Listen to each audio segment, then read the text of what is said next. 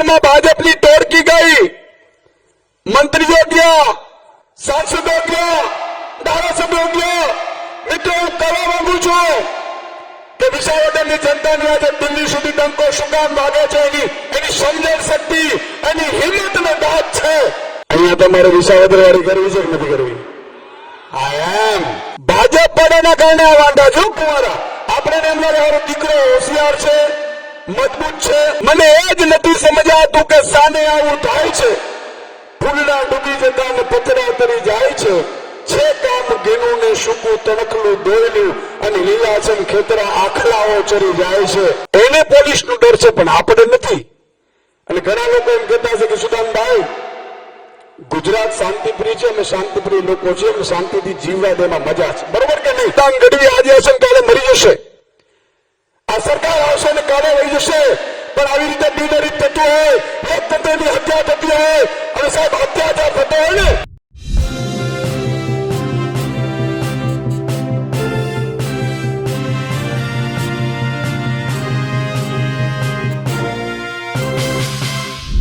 રાજકોટના મોવિયાની સભામાં ઈશુદાન ગઢવીની હાજરી પણ હતી.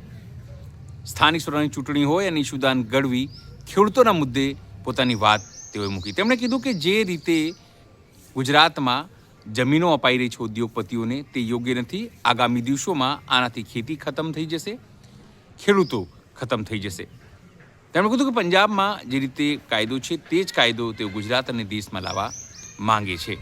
મહત્વપૂર્ણ બાબત એ છે કે તેમણે ત્યાં સુધી કીધું કે જે રીતે આ સામ દામ દંડ ભેદની નીતિ છે તે કોઈ પણ દેશની લોકશાહી માટે જોખમકારક છે. તેમણે કીધું કે જો આમ આદમી પાર્ટીની સરકાર 2027માં બને છે તો નિશ્ચિત છે બદલાવ ઘણું બધું આવશે. સાથે તેઓએ ભાજપ ઉપર આકરા પ્રહારો પણ કર્યા. નમસ્કાર, હું છું ચિંતામણી પુત્રનીલ પટેલ. સ્વાગત છે આપનું અમારા આ કાર્યક્રમમાં. આવો સાંભળીએ ઈશુદાન ગઢવીએ મોવિયાની આ સભામાં શું કહ્યું. મિત્રો, આચારસંહિતા 10 વાગે લાગી જતી હોય છે એટલે આપણે 10 વાગે પેલા માઇક હંમેશા, કારણ કે આપણે કાયદામાં રહીએ તો ફાયદામાં રહીએ અને સામેવાળા કાયદામાં રહે તો ફાયદામાં રહીએ. સમય ભરતા વાર નહીં લાગતી અને સમય બળવાનો છે, કોઈ વ્યક્તિ નહીં. સમજી લેજો તમે, સમય બળવાનો છે, કોઈ વ્યક્તિ નહીં. કાબે અર્જુન લૂંટિયા વહી ધનુષ વહી બાણ. આજે એ લોકોનો સમય છે, કાલે આપણો આવશે. આજે એમના હાથમાં સત્તા છે, કાલે આપણે આવશે. અને આપણો હિસાબ એકદમ ચોખ્ખો છે. આપણે કોઈને નડતા નથી, નડે અને મૂકતા નથી. વ્યાજ સાથે વસૂલાત કરીએ છીએ, એ આપણો લક્ષ્ય છે. મિત્રો, આ લડાઈ છે, હમણાં બેને વાત કરી, આ લડાઈ ખેડૂતોના અસ્તિત્વની લડાઈ છે. આ લડાઈ આપણા બાળકોના અસ્તિત્વની લડાઈ છે. આ લડાઈ માત્ર ચૂંટણી નથી. 5-25 લોકો આવશે કાં તો તાલુકા જિલ્લાની ચૂંટણીઓ છે, આને મત આપો, આને મત આપો, આને મત આપો. ઘણા એવું કહેવાના આવશે તાલુકામાં આને આપો, જિલ્લામાં આને આપો ને. મિત્રો, આ બધી ગેમો છે. તમે વિચાર કરો, ક્યારે જયારે વિસાવદરની ચૂંટણી ચાલતી હતી ને એકવાર હું નીકળ્યો ગોંડલના માર્કેટ યાર્ડથી, સાહેબ 3-3, 4-4, 5-5 કિલોમીટર સુધી મારો ખેડૂત સાહેબ 2 દિવસ લાઈનોમાં ઉભો હોય. એટલા માટે ઈશુદાન ગઢવીએ રાજનીતિમાં આવવું પડ્યું છે. સાહેબ, તમારાથી થતું હોય તો બંધ કરો. તમારાથી થતું હોય, તમે ચેલેન્જો આપતા હો તો સાહેબ કામની ચેલેન્જો આપો. આજે હું એ ખેડૂતોને એકવાર ગયો તો ફેસબુક લાઈવ મેં જોયું, ફેસબુક લાઈવ કર્યું. ખેડૂતોને પૂછ્યું તો સાહેબ અમે તો ગઈકાલના રાત્રે 12 વાગ્યાથી બેઠા છીએ. 3-3, 4-4, 5-5 કિલોમીટરની લાઈનો હોય. ઉત્પાદન આપણે ઉત્પાદન કરવાનું, સર્પની વચ્ચે આપણે પાણી વાળવાનું. એનાથી મોટી વસ્તુ કે ટ્રેક્ટરોમાં 2 દિવસ ભાડું આપણે ચૂકવવાનું અને માલ લઈ જ લઈ અને ત્રણ દિવસ સુધી લાઈનમાં જઈને ત્યાં પણ પાછું આમ કરીને આપણા માલની કિંમત કરે. જીરું હોય, મગફળી હોય, કપાસ હોય, એમાં 4 લોકો આમ ઉપાડીને કે 3301, 3310, 3310, તો કે પેલો કે 3320, 3320 1, 3320 2, 3320 3, હાલો 3320 માં નક્કી થઈ ગયું. એટલે આ ઘરના દીકરાઓ 4,000 રૂપિયા મને તો અમને ખર્ચ બેઠું છે. આ જીરું અમને 3300 માં પોહાય અને એ 3 દિવસની વેઇટિંગ પછી. મિત્રો આજે આપણે હાથ રાખી દિલ ઉપર ને તમે કહેજો તમે જે પસંદગી તમે કરી છે, આ બધી સમસ્યાઓ છે ને રોડ રસ્તાની માટેને કહેતા હતા પેરિસ જેવા. આ ભરના દીકરાઓ પેરિસ જેવા રસ્તા બનાવવા નીકળ્યા હતા વિસાવદરમાં. વિસાવદરમાં ભાજપની ટોળકી ગઈ, મંત્રીઓ ગયા, સાંસદો ગયા, ધારાસભ્યો ગયા. મિત્રો હું કહેવા માંગુ છું કે વિસાવદરની જનતાની આજે દિલ્હી સુધી ડંકો શું કામ લાગે છે, એની સમજણ શક્તિ, એની હિંમત ને દાદ છે. મને ખબર છે ભાજપના મારા મિત્ર છે મનકી સુદાનભાઈ, અમે ગયા અને 2 કલાક પછી એ જ ગામમાં હું ગયો હતો. આ સત્ય હકીકતની વાત કરું છું સાહેબ. અને આમ બેઠા હતા અને અમે ધારાસભ્ય ચાલુ કર્યું ભાજપને, વિસાવદરની જનતાને કીધું કે જુઓ ભાઈ, આપણે વિશ્વગુરુ છે અત્યારે નરેન્દ્રભાઈ, વિશ્વમાં ડંકો વાગે છે. એટલે વિસાવદરમાંથી એક જનતાએ ગામમાંથી ઉભો થઈને કીધું કે અહીંયા ડંકાનો અવાજ સંભળાતો નથી, અહીંની વાત કરો. આ વિસાવદરની જનતા. એટલે પેલા મિત્ર કહે કે તરત સાંસદે લઈ લીધું માઇક, સાંસદે ચાલુ કર્યું કે જુઓ ભાઈ, નરેન્દ્રભાઈએ આમ કર્યું છે, તમે જુઓ અત્યારે દુનિયામાં આપણે અમેરિકામાં જઈએ તો આમ ડંકો વાગે, અહીંયા જઈએ તો આમ ડંકો વાગે, અને તમે 2,000 રૂપિયા પણ આપે છે. એટલે પેલા કીધું 4,000 અમારામાંથી લઈ લેજો, અહીંની વાત કરો. અને ત્રીજો સાહેબ મંત્રી ઉભા થયા. એટલે આ વિસાવદરની જનતાની વાત કરું છું. વિસાવદરની જનતા કેવી છે સાહેબ, અને દુનિયામાં હુકામ એનો ડંકો વાગે છે. અને ત્રીજાએ કીધું કે તમે હમણાં તમારા ઉમેદવાર પેરિસ જેવા રસ્તાની વાત કરતા હતા, તો કે હા આપો કે ધારાસભ્ય જીતાડો કે પેરિસ જેવા રસ્તા કરીએ. એટલે કે તાલુકા પંચાયત તમારી, જિલ્લા પંચાયત તમારી, સાંસદ તમારું, મુખ્યમંત્રી તમારા, પ્રધાનમંત્રી તમારા, અને વિસાવદરનું ધારાસભ્ય જીતે તો જ પેરિસ જેવા રસ્તા બને, બાકી ન બને. કોને સમજાવવો જોઈએ કે હાલો ઉભા થાઓ, ચા પાણી પી લ્યો, એવું કરીને સાહેબ ઘટાડી દીધા હતા. આ તાજો દાખલો કહું છું એટલા માટે કહું છું. પછી જનતાને જતા જતા કીધું પોલીસના કેસ હશે પણ અરે તમારાથી થાય તે કરી લેજો સાહેબ, જાઓ નીકળો. આનું નામ વિસાવદરની જનતા. અને સાહેબ મંત્રીઓ ઉતર્યા હતા, અમે 5-6 આગેવાનો વિસાવદરની ગલીઓમાં ફરતા હતા, ખબર છે કે નહીં. અને સામે મંત્રીનો કાફલો નીકળે, ધારાસભ્યનો કાફલો નીકળે, સાંસદનો કાફલો નીકળે, મુખ્યમંત્રીનો કાફલો નીકળે, 200 કરોડના કામોના વાયદાઓ આપે, 500 કરોડના આપે, પ્રધાનમંત્રી રિપોર્ટ લે. છતાંય સાહેબ વિસાવદરની જનતાએ જે ઝાડુનો બટન દબાવીને મેસેજ આપ્યો ને, એટલા માટે આપ્યો કે જનતા હોય ને તો વિસાવદર જેવી હોય. અહીંયા તમારે વિસાવદર વાળી કરવી છે કે નથી કરવી? એમ હું એટલા માટે કહું છું મિત્રો કે મને એ ચિંતા થાય કે ગોંડલમાં માર્કેટિંગ યાર્ડમાં આપણે જતા હોઈએ, ઊંચાના માર્કેટિંગ યાર્ડમાં જતા હોઈએ, 3 દિવસ સુધી રાહ જોઈએ, અને છતાંય જયારે મારો ખેડૂત કમર ઉપર બટન દબાવીને આવતો હશે, એનું થોયું કેવું હશે, એવું ઇન્જેક્શન શું મારેલું છે આ લોકોએ, હારું નસો જ નથી ઉતરતો. અને ગામે ગામ તમે જુઓ, મારે ન કહેવું જોઈએ, વાંઢાઓની સંખ્યા વધી ગઈ, વાંઢા હામામે અથડાય છે, સાચું કે નહીં? અને પાછા ભાજપ પડવાના કારણે આ વાંઢા જો કુંવારા, આપણે એમ લાગે મારો દીકરો હોશિયાર છે, મજબૂત છે, બિચારો ખાલી મસાલો ખાય તો ખાય, બાકી રાત્રે પાણી વારે, સરપની વચ્ચે પાણી વારે, ઉત્પાદન સારું કરે, અને છતાં કોઈ દીકરી નથી આપતું, ભાજપ વાળા અંદર મરકાય છે કે મારા બેટા વાંધાઓ છે ને એને પાર્ટીમાં પેજ પ્રમુખ બનાવી દો એટલે ફ્રી ટાઈમ વધારે મળે, ડબલ મહેનત કરે. અને પાછા જુઓ થાય કરમની કઠણાઈ આપણી, એ પાછા ભાજપને ઠંડો લઈને ફરતા હોય. હાલો આપજો મત ભાજપને. લગભગ કુવારો આના કારણે છે. કુવારો કેમ એના કારણે છે એને મિત્રો તમને સાબિતી આપીશ. તમે જુઓ આમ આદમી પાર્ટીની સરકાર પંજાબમાં બની માત્ર 4 વર્ષની છે, એટલે 4 વર્ષનો નાનો ટેણીયો કહેવાય, બરોબર કે નહીં? અહીંયા 30 વર્ષનો દાંડો છે. સાચું કે નહીં? કરશનદાસ માણેકની વચ્ચે રચના કહી દઉં કે સાહેબ મને એ જ નથી સમજાતું કે સાને આવું થાય છે. ફૂલડા ડૂબી જતા ને પથરા તરી જાય છે કામ ઘેનું ને સૂકું તણખલું દોયલું અને લીલાછમ ખેતરા આખલાઓ ચરી જાય છે.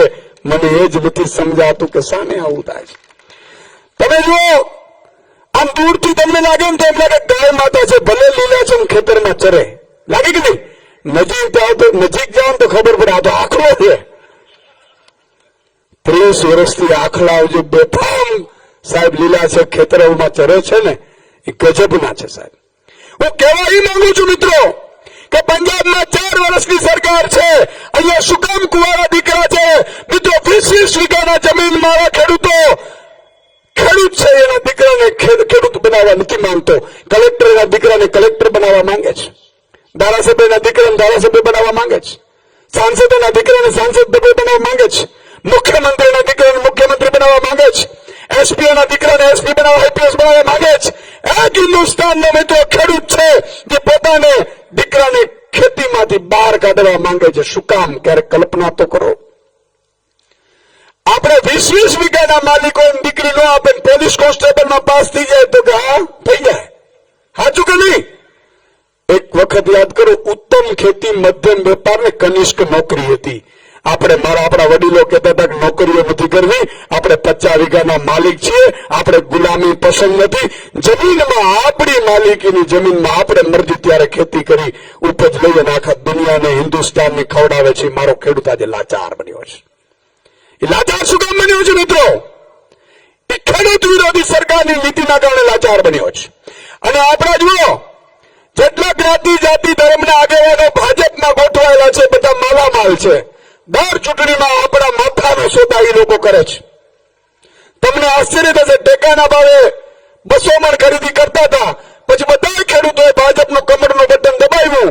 કોઈ જ્ઞાતિના નામે, કોઈ જાતિના નામે, કોઈ ધર્મના નામે, કોઈ લોભ લાલચના નામે, એટલે એને 125 મણ કરી નાખ્યું કે નહીં?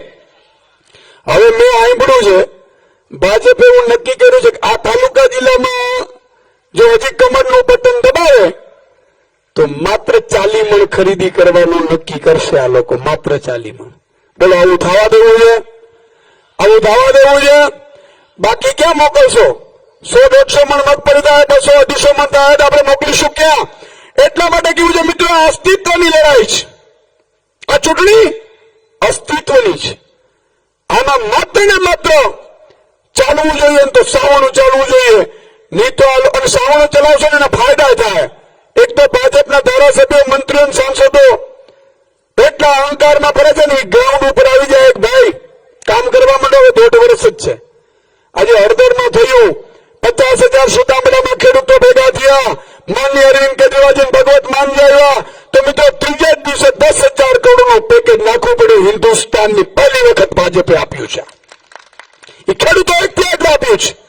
તો કહેતો તો કે આટલી બધી પીડા છે છતાંય કમરનું બટન આપણે જો દબાવવા જતા હોઈએ, તમે જો લુખાઓ, લફંગાઓ, ગુંડાઓ, ડોન, આ બધા લોકો એક જ જગ્યાએ ગોઠવાયા છે. શું કામ? એને પોલીસનો ડર છે પણ આપણે નથી. અને ઘણા લોકો એમ કહેતા છે કે સુદામભાઈ ગુજરાત શાંતિપ્રિય છે, અમે શાંતિપ્રિય લોકો છીએ, અમને શાંતિથી જીવવા દેમાં મજા છે, બરોબર કે નહીં?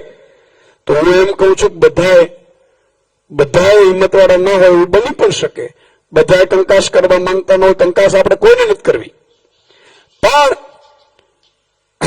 એક વાત મારે આપણે મૂકવી છે કે જેમ ભૂત હોય ને, ભૂત મંદિરથી 100 મીટર દૂર ભૂત છે રહી શકે, એની નજર ના આવી શકે. આવું કહીએ ને, મંદિરની નજીક ભૂત ન આવી શકે, આસુરી શક્તિ ન આવી શકે. એમ મતદાન વખતે પણ 100 મીટર દૂર હોય છે. ભલે ને તમે એની જ ગાડીમાં આવો, એના જ ભજીયા ખાઓ, એના જ ગાંઠિયા ઠોકી દેવાના, પછી એને જ કહેવાનું કે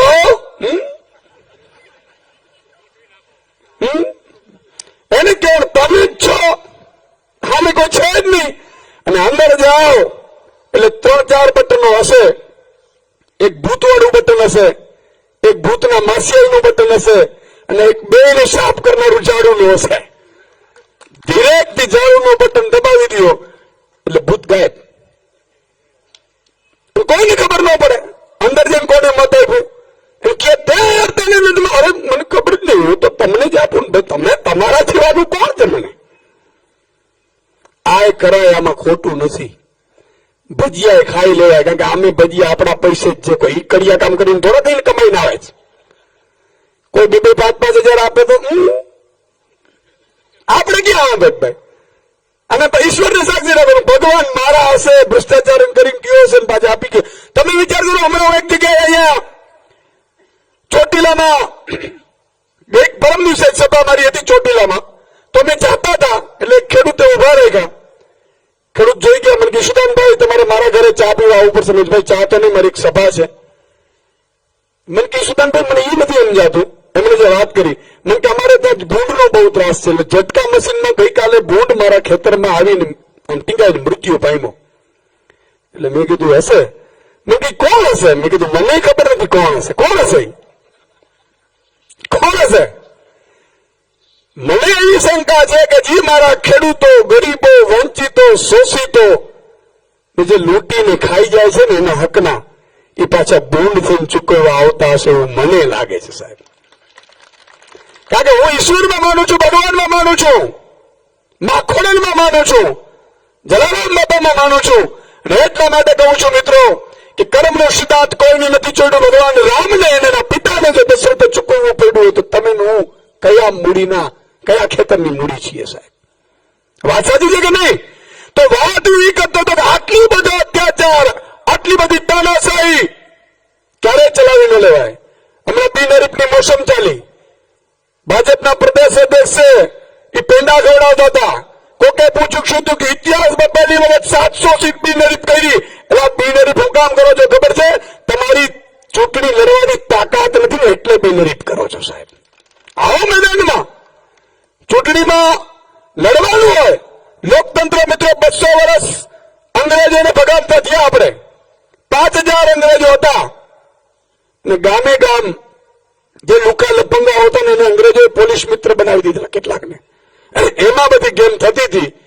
5000 અંગ્રેજોએ 32 કરોડ ભારતીયોને 200 વર્ષ ગુલામ રાખ્યા હતા સાહેબ.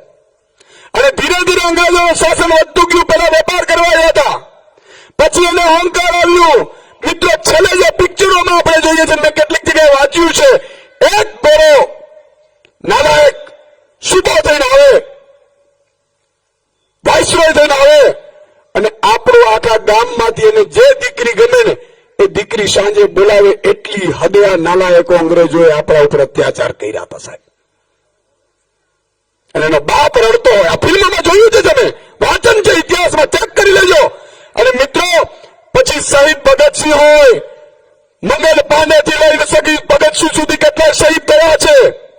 આ આઝાદી બચાવવા માટે મહાત્મા ગાંધી, સરદાર વલ્લભભાઈ પટેલ જેવાય કેટલા વર્ષો સુધી જેલમાં ગુજાર્યા છે, આખી જિંદગી આપી દીધી છે. ત્યારે આ આઝાદી મળી છે. ઈશુદાન ગઢવી આજે હશે કાલે મરી જશે. આ સરકાર આવશે ને કાલે વહી જશે. પણ આવી રીતે બિનહરીફ થતું હોય, લોકતંત્રની હત્યા થતી હોય અને સાહેબ અત્યાચાર થતો હોય ને તો સગો બાપ પણ સામે પાર્ટીમાં હોય તો મત ન આપતા એવું હું આપણે હાથ જોડીને વિનંતી કરું છું સાહેબ. આજે આ હદે આપણે ગુલામ બનાવવા નીકળ્યા છે. આવી રીતે એકવાર બાંગ્લાદેશની બેન શેખ હસીનાએ મિત્રો વિપક્ષને જેલમાં નાખી દીધા, જેલમાં હત્યાઓ કરાવવા માંડી. 85% મતદાન સાથે બેન ચૂંટાયા. છેલ્લે બાંગ્લાદેશની પ્રજાએ એને ઘર ભેગા કરી દીધા, ભગાડ્યા. હું ભાજપના નેતાઓને કહેવા માંગુ છું કે પરિવર્તન સંસારનો નિયમ છે અને ઈશ્વર નક્કી કરે, તમે નક્કી નથી કરતા. પરિવર્તન સંસારનો નિયમ છે. આજથી બરોબર 30 વર્ષ પહેલા કોંગ્રેસની સરકાર, એને 30 વર્ષ થયા હતા, ચરમસીમા ઉપર હતી. એટલો અહંકાર આવ્યો, ખેડૂતો પર ગોળીઓ વરસાવી. અને મિત્રો, ત્યારે ખેડૂતોને એની માતા જનતાઓએ નક્કી કરેલું કે આજથી કોંગ્રેસનું તિલાક મજબૂરીઓ હશે. પછી પણ કહેવાનો મતલબ એ કહીને જાઉં છું કે 15-20 વર્ષે કોઈ પણ હોય સગો બાપ એમ કરીને આવીને કહે ને તોય કહેવાનું કે ના ભાઈ આ વખતે પરિવર્તન નક્કી છે. રાજસ્થાનમાં જુઓ દર 5 વર્ષે બદલી નાખે છે. કોઈ અધિકારીઓ રાજસ્થાનમાં ખેડૂતો ઉપર, ગરીબો પર, વંચિતો, શોષિતો ઉપર અત્યાચાર કર્યો એવું બન્યું નથી. અરવલ્લીની પર્વતમાળાઓ ખરીદવાની કોશિશ કરી હતી. એક ઉદ્યોગપતિએ આખો રાજસ્થાન ઉભો થઈ ગયેલો. અને અહીંયા 30 વર્ષથી એકની એક સરકાર છે ને, એટલે જે ભરતી થયા અધિકારીઓ છે ને એમાં 20% દલાલો બની ગયા છે. ખેસ પહેરવાનો બાકી છે. અને દલાલોને કહેવા માંગુ છું કે લિસ્ટ બધાનું છે અને હિસાબ બધાએ ચૂકવવું પડશે. અને સરકાર બનતાની સાથે તમે એમ કહેશો કે અમે વિદેશમાં ભાગી જઈએ, આ બાજુ 12 વાગે શપથ ગ્રહણ થશે અને 1 વાગે તમામ એરપોર્ટ ઉપર રેડ કોડ નોટિસ હશે. કોઈ પણ જવું હોય વિદેશમાં પહેલા પૂછીને જવું પડશે સાહેબ, રસ્તા બંધ હશે, સમજી લેજો. અને તમે રિટાયર થઈ ગયા હશો, નેતાઓએ ભરપૂર લૂંટ ચલાવી હશે, બધાને જેલમાં ન નાખીએ તો ફટ છે અમે રાજનીતિમાં આવ્યા સાહેબ. આટલા બધા અત્યાચારોની સામે લડીએ છીએ તો અમારા વહા મજબૂત છે. તમને એમ થતું હોય કે પોલીસથી ડરાવી શકીશું, લાઠીઓ કવડાવીને જેલમાં નાખી દેશું, તો મહાત્મા ગાંધી પણ જેલમાં રહ્યા હતા, સરદાર વલ્લભભાઈ પટેલ પણ રહ્યા હતા. અને કોઈ પણ ક્રાંતિકારી હોય ને એને જેલ તો વારસામાં મળે, પણ એ પરમારથ માટે હોય છે, ડરવાની જરૂર નથી. પણ મિત્રો કહેવા એ માંગુ છું કે 4 વર્ષની આમ આદમી પાર્ટીની સરકાર છે પંજાબમાં. પંજાબમાં સરકાર બની. આજે ઘણા લોકો એમ કહેતા કે સુદાનભાઈ ભાષણ કરીને વયા જાઓ છો, પછી શું કરશો? તો જે સરકાર હોય એનો હિસાબ આપીએ તમને ગમે કે ન ગમે? જોરથી બોલે, ગમે કે ન ગમે? મિત્રો, પંજાબમાં મુખ્યમંત્રી ભગવત માનજીને અરવિંદ કેજરીવાલજીએ મીટિંગ બોલાવી સરકાર બનતાની સાથે. ચીફ સેક્રેટરીને બોલાવ્યા, કલેક્ટરને બોલાવ્યા, જીબીના અધિકારીને બોલાવ્યા, બધાને બોલાવીને કીધું તમે કેટલા વાગે નોકરી કરો છો ભાઈ? એટલે એને કીધું હું 10 થી 6 ની નોકરી કરીએ છીએ. તો કે મારો ખેડૂત રાત્રે 2 વાગે હું કામ નોકરી કરે પાણી વાળવા? બીજા દિવસનો સૂરજ ઉગે ને એ પેલા ખેડૂતોને દિવસે વીજળી આપો, 8 કલાક વીજળી આપો અને ફ્રી વીજળી આપો, ફ્રી, 0 બિલ સાથે. ગમે તો તાળીઓ પડે એકવાર. જો પંજાબમાં થઈ શકે 4 વર્ષમાં તો અહીંયા ન થઈ શકે. અહીંયા ક્યાં આપણે એના બાપ મર્યા છે? હાજુ કે નહીં? મિત્રો, ખેતીને બચાવવી જરૂર છે, ખેડૂતને બચાવવું જરૂર છે. આજે હું કહું છું ને, વાંઢાઓ કુંવારાઓ ફરે છે, એ આપણી સામાજિક વ્યવસ્થા ભાજપે ખતમ કરી નાખી છે. બધા નોકરી નહીં કરી શકે. અને આપણે બધા જો જમીનમાંથી ખેતી મૂકીને આપણા દીકરાઓને વધારી દેશું તો કોણ ખેતી કરશે? ખબર છે? અદાણી આવીને ઉભો રહી જાય, આખા ગુજરાતની જમીન ખરીદી લેશે, આખા ગુજરાતના ઘઉં પોતાની પાસે રાખી દેશે અને પછી 10,000 રૂપિયા મણ ઘઉં વેચશે. તો પછી ફરજિયાત 10,000 ખાવું પડશે. આ વ્યવસ્થા ન થાય ને એટલા માટે તેમ ખેતી ખેડૂત બચાવવું જરૂરી છે ને એટલા માટે ભાજપને બગાડવી જરૂરી છે. બીજો મિત્રો, આમ આદમી પાર્ટીની પંજાબમાં સરકાર બની માત્ર 4 વર્ષ થયા, 600 યુનિટ વીજળી. અહીંયા આપણે ગામડાઓમાં ઘણા ભાજપના નેતાઓ એવું કહેતા હોય કે અમારે મફતનું ન જોઈએ, પાછું લંગરીઓ નાખીને બેઠા હોય. અરે લંગરીઓ નાખીને તું વીજળી ચોરી કરે છે, એના કરતા આપણો હકનું લે ને. મિત્રો, પંજાબમાં 599 યુનિટ 2 મહિનાની વીજળી બિલ આવે ને 2 મહિને 599 યુનિટ ફ્રી છે, એટલે કે 5,000 રૂપિયા સુધીનું બિલ આવે ને એવા 95% પંજાબવાસીઓનું વીજળી બિલ 0 આવે. તાળીઓ પડે એકવાર તમને ગમ્યું હોય. આ વ્યવસ્થા ગુજરાતમાં કરવી જોઈએ કે ન કરવી જોઈએ? અહીંયા સ્માર્ટ મીટર આવે છે. એકવાર કમળનું બટન દબાવી લો અને 15 દિવસમાં ખેતીમાં અને તમારા ઘરે સ્માર્ટ મીટર ન આવે તો મને યાદ કરજો તમે. આ સ્માર્ટ મીટર આ ચૂંટણીઓના કારણે અટકાવી દીધું. અને મારા બેટા બબુડિયાઓ વાત કરતા હતા બુચસિયાઓ સ્માર્ટ સ્કૂલની, સ્માર્ટ હોસ્પિટલની. સ્માર્ટ મીટરની તો વાત જ નથી. ટોપી પછાડે સ્માર્ટ મીટર. હારા બબુચકો દર વખતે કઈ અમને તમે એવું સમજો છો કે અમે મત આપી દઉં. આ ભીડ જોઈ લો સાહેબ, એકવાર કેમેરો ફેરવો ને ખબર પડે કે આ એક ખાલી જિલ્લા પંચાયતની સીટમાં આટલા લોકો ઉપસ્થિત છે. મિત્રો કહેવા એ માંગુ છું કે અહીંયાથી અટક્યું નથી. માત્ર પંજાબમાં સાહેબ 117 વિધાનસભા છે, એમાં 100 વિધાનસભાઓમાં આલા ગ્રાન ખાનગીને ટક્કર મારે ને એવી સ્કૂલો બની ગઈ. સ્કૂલો આજે ઈશુદાન ગઢવી બહેનો તો મને ખબર પડી કે સાલું ખજાનું છે સરકાર પાસે. તો સોના મોરના ખજાના ટૂંકા પડે ને એવા સરકાર પાસે દર વર્ષે ખજાના છે, અને ખજાનાનું હું જોઈ રહ્યો છું. પણ તકલીફ એ છે કે હાલનું મોરું છે ને, મોરું કોણ તમે એનું મોરું છે ને એ ભાજપના નેતા ઉદ્યોગપતિ અધિકારીઓ બાજુ છે. આપણે સરકારમાં ઘૂસીએ એટલે અહીંયા બંધ કરીને પ્રજા બાજુ વળી દેવું છે. મોજે માજ થઈ જાય. સાહેબ એ વાત કરું છું કે વીજળી બિલ ખેડૂતોને ફ્રી ખેતીમાં, અને ત્યાં પણ ફ્રી. પછી આમ આદમી પાર્ટીએ નક્કી કર્યું કે મારી માતા બહેન દીકરીઓ છે, ગરીબ મહિલાઓ છે, આપણે વાતો કરીએ છીએ મહિલાઓને મુખ્યમંત્રી મહિલા બને તો પણ એના પરિવારનું કરે છે, પ્રધાનમંત્રી બને તો પણ બધી મહિલાનો વિકાસ નથી થતો. મિત્રો અરવિંદ કેજરીવાલજી ભગવત માનજીએ નક્કી કર્યું હિન્દુસ્તાનમાં પહેલી વખત પંજાબમાં 18 વર્ષથી ઉપરની દરેક મહિલા એના ખાતા ખોલાવવામાં આવ્યા, અને દર મહિને બરોબર સાંભળજો, તમને મજા આવશે. સરકાર કોને કહેવાય? મિત્રો નક્કી કર્યું એસસી સમાજની મહિલાઓને દર મહિને 1500 અને બાકીની મહિલાઓને મહિને 1000 રૂપિયા. જેમ કલેક્ટરને મહિને પગાર પડે ટીક ટીક કરીને, એમ પંજાબની મહિલાઓના ખાતામાં દર મહિને 1000 ને 1500 રૂપિયા ટીક ટીક કરીને પડે છે. સાહેબ આનું નામ સરકાર કહેવાય, આનું નામ સરકાર કહેવાય. મિત્રો 4 મહિલાઓ હોય ઘરમાં તો 6000 રૂપિયા મળે તો અનાજ કરિયાણાનું બિલ ભરાઈ જાય કે ન ભરાઈ જાય? આપણે ગામડાઓમાં તમે જુઓ કે દુકાનવાળા હોય અહીંયાથી આપણે ઉધાર લેતા હોઈએ એટલે દર 15 દિવસે કહીએ બેન ઓ બેન પેલા બાકી છે આપો, બાપલી આપો. આવું કે છે કે નથી કહેતું? મિત્રો આપણે પણ આમ આદમી પાર્ટીની 2027માં સરકાર બનશે ને ત્યારે મારી માતા બેન દીકરીએ ક્યારેય નીચું નહીં જવું પડે ને આવી વ્યવસ્થા પેદા કરી દેશું. સાહેબ આમ આદમી પાર્ટીની 4 વર્ષની સરકારમાં થઈ શકે તો દાંડાઓને કહું છું 30 વર્ષ સુધી તમે હું મજીરાજ વગાડ્યા, અને પ્રમોલગેશનમાં વાંધો આપણે પડે.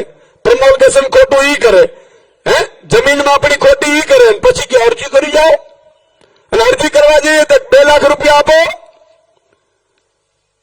ગટિયાઓ એકવાર સત્તા આવવા દે જો ધોઈને નાખીએ ને તો એટલો ખાર ચડ્યો છે. મિત્રો આવી રીતે હોય ગઈ આવું લોકતંત્ર, આવી લોકશાહી, અને મરજી પડે એવું સાહેબ અત્યાચાર. મને એવું લાગે છે કે આ લોકોને ભગવાનનો ડર નથી, ઈશ્વરનો ડર નથી, માં ભગવતીઓનો ડર નથી. સાહેબ નહીં તો માણસ રામાયણમાં ભગવાન રામે કીધેલું છે, ચોપાઈ છે કે રઘુકુળ રીત સદા ચલી આવી, પ્રાણ જાય પણ વચન ન જાય. સાહેબ જયારે ભગવાન રામ છે વનવાસ જતા હતા ને ભરતજી એવું કીધું કે પ્રભુ તમારી મોજડી શાસન કરશે, તો કહેવા એ માંગુ છું કે મોજડીમાં શાસન માટે થયું તો ભગવાન રામે એવું કીધું છે કે તારા રામાયણમાં વાલ્મીકી રામાયણમાં લખેલું છે. અમે તો નાના હતા તો વાંચતા હતા, મારી દાદીમાં વંચાવતા હતી, એટલે જ આ કર્મના સિદ્ધાંતમાં માનીએ છીએ ને એટલે જ બૂચ નથી મારતા. નહીં તો આ લોકો કોટાઓ કરતા એ તો અમને વધારે આવડે, ભણેલા ગણેલા તો અમે છીએ, પણ એ નહીં કરવાનું. એટલા માટે કે ભગવાન કૃષ્ણે જો વાલીને માર્યો, રામા અવતારમાં પ્રાચીના પીપળે એને ચૂકવવા આવવું પડતું અખિલ બ્રહ્માંડના કંપનીના માલિકને, તો આપણે આ ધંધામાં ન પડાય. તો કેવા એ માંગુ છું મિત્રો, ભગવાન રામે કીધેલું ભરતજીને કે શાસન એવું હોવું જોઈએ કે જ્યાં ગરીબ હોય, ખેડૂત હોય, મજૂર હોય, શ્રમિક હોય, જેટલો નાનો વર્ગ હોય ને પેલો એનો વિકાસ થવો જોઈએ. આનું નામ શાસન કહેવાય, એનું નામ રાજા કહેવાય. અત્યારે અદાણીભાઈ એમ કે ભાઈ મારે આ લઈ લેવું હતું, લઈ લેવું જ તો કે હા તો ઉપાડો, કેમ તમારા બાપનું હોય. મિત્રો મારે કોઈ વધારે રાજનીતિ કરવી નથી, તમને સાચું કહું. 8-10 વર્ષ બહુ થઈ ગયું, આગળ આ ધંધા કરવા જેવા નથી બહુ, પણ આપણે સિસ્ટમ સુધારવા આવ્યા છે. અહીંયા તો 75 અંડો હોય એમ કે હજી એક મોકો આપો, એટલે મોર પાછા વળો, પાછા હાલી નહીં કરાય. ભક્તિ કરવી કે નહીં કરવી? આ માતાજીને પૂછો, જો રામાપીર નું પાક ને હશે રોજ ભક્તિઓ કરતી હશે, યાર પછી વર્ષ પછી ભક્તિ કરવાની, આ ધંધો કરવાનો થોડો, દીકરાઓને આપી દેવાનું કે ન આપી દેવાનું. તમે વિચાર કરો મિત્રો, મારે સિસ્ટમ કેટલીક ચેન્જ કરવી છે, એમાં તમે સહમત બનશો. આપણે કોઈથી પર્સનલી દુશ્મની નથી કે ના હોઈ શકે. આપણે સાહેબ મુખ્યમંત્રી અને એના 25 મંત્રીઓ નક્કી કરે કે ઈશુદાનભાઈ ગઢવીને ₹1 લાખ એકર જમીન આપી દેવી છે, એટલે કેબિનેટ નક્કી કરે ને આપી દે. કેમ જાણે એના બાપની હોય? આપણે સાહેબ એવો કાનૂન લાવવો છે કે મુખ્યમંત્રી શું પ્રધાનમંત્રી પણ ગુજરાતની 1 તસ્સુ જેટલી જમીન હોય ને પ્રજાની, એ કોઈના બાપને ન આપી શકે. આવી વ્યવસ્થા પેદા કરવી છે સાહેબ. એટલું નહીં, બીજો મારો સપનું છે અત્યારે થાંભલાઓ ના કે મરજી પડે એવી રીતે પવનચક્કીઓ આવી જાય, આ માપડી લઈ જાય, આપણે ખબર ન હોય, અને થાંભલા વાળા આવે ત્યારે ખબર પડે હું છે તમારા ખેતરમાંથી ઉભો પાકમાં કે હા કે ગાડું અમારે થાંભલા નાખવા, અને કીએ તો પોલીસ આવી જાય.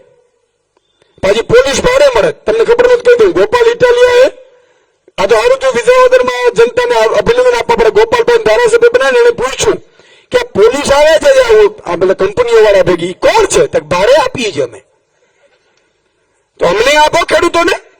આ બાજુ કંપનીની પોલીસ હોય, આ બાજુ આપણી પોલીસ હોય ખેડૂતોની, અમે ₹200 વધારે આપીશું ભાઈ, બરોબર કે નહીં? અને આ બાજુ આ લડે, આ બાજુ આ લડે, હા અમે લડી લે, અને જેને જેલમાં જવું જાય મારા જેમ અમે આ વ્યવસ્થા કરી દઈએ, બરોબર કે નહીં? પણ મિત્રો આપણું સપનું છે કે મુખ્યમંત્રી કલેક્ટર મારો ખેડૂત ઈચ્છે ને તો જ એના ખેતરમાં પોલીસ કે પગ મૂકી શકે, બાકી કોઈના બાપની તાકાત ન હોવી જોઈએ કે મારા ખેડૂતના ખેતરમાં ઉભા, ખેતરમાં જેમ ભૂંડ પડે એમ પડે. બોલો, તોડા ના તોડા, એમ તમારા બાપનું બધું તમારા ઘરે કરો ને ભાઈ. તમારા ખેતર ક્યારે થાંભલામાં ન આવે, પવનચક્કીમાં ન આવે, મુખ્યમંત્રીનો બંગલો ન આવે, ગરીબ પ્રજાની લૂંટવાની. તો મિત્રો આ પવનચક્કીઓ નાખે છે ને એમાં મને બિલકુલ વાંધો નથી, પણ મારી શરત એટલી છે કે પવનચક્કીઓ પ્રાઇવેટ વાળા છે, કમાય છે પ્રાઇવેટ વાળા, આપો અમને 10% ભાગ ભાઈ. જેના ખેતરમાં છે દર મહિને માનો કે 50 કરોડ કમાય તો આપી દો ને 5 કરોડ અમને, આપણે વાંધો નથી, બરોબર કે નહીં ભાઈ? આ વ્યવસ્થા આપણે પેદા કરવી છે. એટલે એક તો જમીન જે આપી શકે છે કાયદો રદ કરી દેવો, પછી બીજું મહિલાઓના ખાતામાં દર મહિને, પછી સરકાર બદલી જાય તો પછી ફેરવી ન વગે. આપણે ખબર છે, એકવાર પ્રજાને આપી દીધું, પ્રજાને ખબર પડી ગઈ કે આ ખજાને આપણા માટે છે, પછી કોઈના બાપની તાકાત નથી ફેરવી ગઈ. એટલા માટે થઈને આમ આદમીને ડરાવે છે. આમ આદમીના નેતાઓને જેલમાં નાખી દીધું, મને હમણાં જેલમાં નાખી દીધું, મને જેલમાં નાખી દીધું. તો કરો, કાંઈ વાંધો નહીં, આજે તમારો દિવસ છે, કાલે અમારો સૂરજ ઉગશે, અને જે દિવસે અમારો સૂરજ ઉગશે ને, અમારા વાહ મજબૂત છે. તમે 30 વર્ષથી સુવાડા થઈ ગયા છો, ધ્યાન રાખજો. એસીમાં જ બેઠા છે, અને ભાજપના ગમે તેવા આપણે જ્ઞાતિના નેતાઓ છે, જોજો બિચારા કઈ નહીં શકે, એમ કે અંદરખાને હું ભેગો છું. હવે અંદરખાને બહાર આવે તો તમે મને ખબર છે, અંદરખાને કે ભેગો છું. અંદરખાને ન હોય, મર્દનો ફાડ્યો મોરે મોરો હોય સાહેબ. હું જિંદગી જીવવાની સાહેબ નમાવાની જેમ, 5-25 વર્ષની જિંદગી હોય એમાં જો નમાવાની જેમ જિંદગી જીવે તો ફટશે આપણી જનતાને. જન્મી જળ તો ભગત જળ, કા દાતા કા સુર, નહીતર રેજે વાંચણી માતું મત ગુમાવીશ નૂર. આ વ્યવસ્થા પેદા કરવા માટે આવ્યા છીએ મિત્રો. એટલી જ વાત કરીશ કે તમે લોકો આજે સાવણું છે, જે માતાબેન દીકરીઓ પોતાનું ફળિયું સાવણાથી વારે છે, ગંદકી સાફ કરે છે, ઘર ગંદકી સાફ કરે છે, ઘરમાંથી સાવણાથી, એમ માનનીય અરવિંદ કેજરીવાલ આમ આદમી પાર્ટીએ નક્કી કર્યું છે કે આપણે પણ રાજનીતિની ગંદકી સાફ કરવાની જરૂર છે. અને મિત્રો આ જેટલા છે ને એને તમે મોબાઈલ ચેક કરશો ને તો કોઈને 25 લાખની 50 લાખની ઓફરો આવેલી છે ને, એ તમારા માટે એને લીધી નથી, અને સામાન્ય પરિવારમાંથી છે. આવા મેં મિત્રો નક્કી કર્યું હતું 10,000 ઉમેદવાર ઉભા રાખીશું. તમને અંદરની વાત કરું, કોઈ નહીં કરે. એક પ્રદેશ અધ્યક્ષ તરીકે આમ આદમી પાર્ટીના એક વડીલ તરીકે મને ગર્વ થાય છે સાહેબ. એક પણ અમે આમ આદમી પાર્ટીના કાર્યકર્તાઓને એવા પસંદ કર્યા કે સામાજિક આગેવાનો હોય, ડોક્ટર હોય, એન્જિનિયર હોય, ભણેલા ગયેલા કોઈ મુખ્યમંત્રી દીકરાને ટિકિટ નથી આપી. અને મિત્રો નક્કી એવું કર્યું હતું કે બધા લોકોને અમે ઉભા રાખીશું, પણ ભાજપ પણ કેટલાકને ડરાવી, ધમકાવી, ધમકીઓ આપી, પોલીસથી, લોભ લાલચ પ્રલોભનથી બેસાડી પણ દીધા. પણ નથી બેઠા ને એ સાચા ક્રાંતિકારી છે. અને 5266 ક્રાંતિવીરો મિત્રો લડે છે.